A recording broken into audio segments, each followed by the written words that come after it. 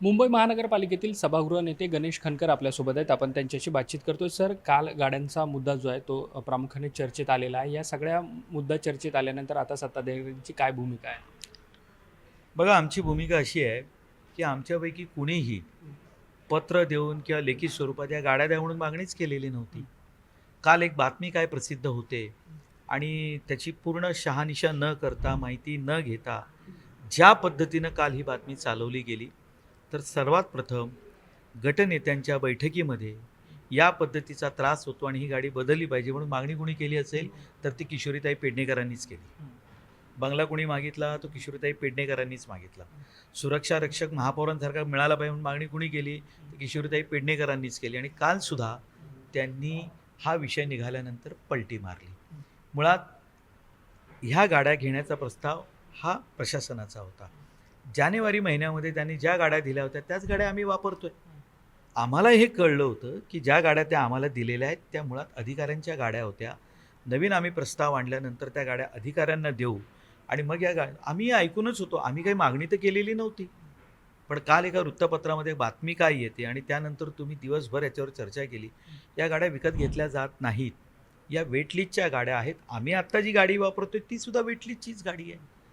त्यामुळे आम्ही कोणी लेखी स्वरूपात मागणी केली असेल तर तुम्ही आम्हाला सांगा ना. आपण सर, 2 दिवसापूर्वी तुमची देखील एक व्हिडिओ प्रतिक्रिया आली होती. त्यामध्ये तुम्ही म्हणालात की काही जणांनी मागणी केली होती. मग ती कोण होती लोक? असं आहे की मी तुम्हाला नाव देखील सांगितलं ना की किशोरी पेडणेकरांनीच त्यांच्या व्यतिरिक्त कोणी नव्हतं? त्यांनी मागणी केल्यानंतर इतरांनी तो विषय की म्हणाले बा किशोरीताई मागत असतील तर आपण लक्ष द्या. बघा, असं आहे की त्या दिवशी त्यांना महापौर कार्यालयात चक्कर आल्यानंतर पहिले आम्ही धावून गेलो. अहो, राजकारण राहिलं बाजूला. किशोरीताईंचं वय त्या 4 ते 5 टर्म महापालिकेत आहेत, माझी महापौर आहेत. राजकीय विरोध असणं हा विषय वेगळा आहे. त्यांनी जे कारण सांगितलं की ही गाडी उंच आहे, मला तो त्रास होतो. आम्ही स्वाभाविक म्हणालो बा तसं असेल तर आणि मी सभागृह नेता आहे ना. मी त्यांची बाजू प्रशासनाकडे मांडण्याचा प्रयत्न केला. आताही सभागृहामध्ये पूर्ण वेळ डॉक्टर असले पाहिजे, एक कार्डियक व्हॅन असली पाहिजे म्हणून मागणी केली. ती मी सगळ्या नगरसेवकांसाठी केली. सभागृह नेता म्हणून माझी जबाबदारी आहे. आजही एका नगरसेवकाची अचानक तब्येत बिघडल्यानंतर तातडीने डॉक्टर झाले, त्याची व्यवस्था सुरू झाली, त्याच्यावर उपचार सुरू झालेले आहेत. हे माझं काम आहे आणि मी ती मागणी मांडली. पण मी एकदा सुद्धा यातलं लेखी पत्र दिलेलं नाही. आणि दुसरी गोष्ट, हे तुम्हालाही माहिती आहे, मीडियालाही माहिती आहे की रोज रात्री मी जाताना बोरलीला ट्रेनने जातो. मला काय गाडीची हौस नाही आणि मी येताना सुद्धा ट्रेनने येतो. माझ्या व्हिजिट्स असतात त्याच वेळेला मी गाडी वापरतो. मला काय गाडीची हौस नाही आहे. मग सर, नवीन गाड्या येणार की नाही येणार?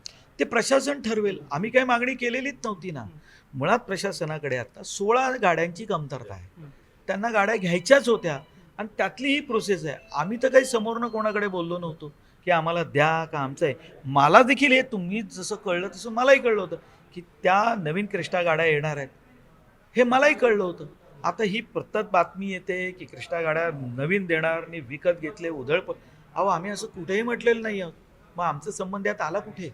सर, हा सगळा मुद्दा चर्चेत आल्यानंतर प्रशासकीय वर्तुळातून जी माहिती मिळते की नवीन गाड्या जर खरेदी केल्या तर त्याचा अर्थ भुर्दंड पालिकेला नाही पडणार.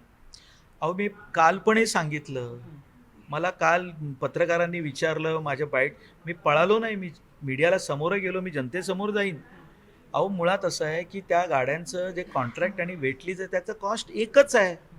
हे तर मलाही माहिती आहे. मी याचा अभ्यास केला. तर ते कधी घेणं न घेणं हे प्रशासन ठरवत असतं ना. आम्ही तर मागणीच केली नव्हती ना. मागणी ज्यांनी केली काल त्यांनीच पलटी मारली. आता याच्यापुढे किशोरीताईंनी काही मागणी केली तर त्यांना सांगेन, तुम्ही ॲफिडेव्हिट जर देणार असाल तर तुमच्या वतीनं बोलेन. महापौरांना सुरक्षा बॅरिगेड असतात, त्या किशोरीताईंना हव्या असतात. महापौरांना सुरक्षा रक्षक असतो. आजपर्यंत कुणी विरोधी पक्षनेत्याने सुरक्षा रक्षक मागितला नव्हता, तो त्यांनी मागितला. बंगल्याचा विषय आल्यानंतर मला देखील बंगला पाहिजे म्हणून आम्ही कोणी मागितला का? अहो, आम्ही जनतेची सेवा करायला आलो आहे. त्यांना रोज जर बालहट्ट आणि राजहट्ट करायचे असतील तर तो त्यांचा प्रश्न आहे. कालही त्यांनी ज्या पद्धतीने विषय मांडला, मुळात सर्वात अगोदर तक्रार त्यांचीच होती की मला त्रास होतो म्हणून. काल त्यांनी मीडियासमोर असं काही चित्र उभं केलं की आम्ही उधळपट्टी करतो. हे अत्यंत चुकीचं आहे. मुंबईकरांसमोर चुकीची तुम्ही मॅसेज देण्याचा प्रयत्न करताय. अहो, गेल्या 6 महिन्यामध्ये आम्ही मुंबईकरांचे 1200 कोटी रुपये टेंडरमध्ये वाचवले. अहो, त्याच्यावर चर्चा करा ना. मिठी नदी, यावर्षी मिठी नदीवर तुम्ही एवढे जोरजोरात भाषणं दिलीत. कुठे अडलं मिठी नदीचं पाणी? कुठे कुर्ला जाम झालं? त्याच्यावर चर्चा करा ना. तुम्ही मुंबईकरांचं लक्ष दुसरीकडे नेण्याचा प्रयत्न करताय. आमच्याकडनं जर काही प्रशासनामध्ये भ्रष्टाचार घडला असेल, आमची काही चूक असेल, तर किशोरीताई मी आव्हान देतो, तुम्ही लोकांसमोर आणा.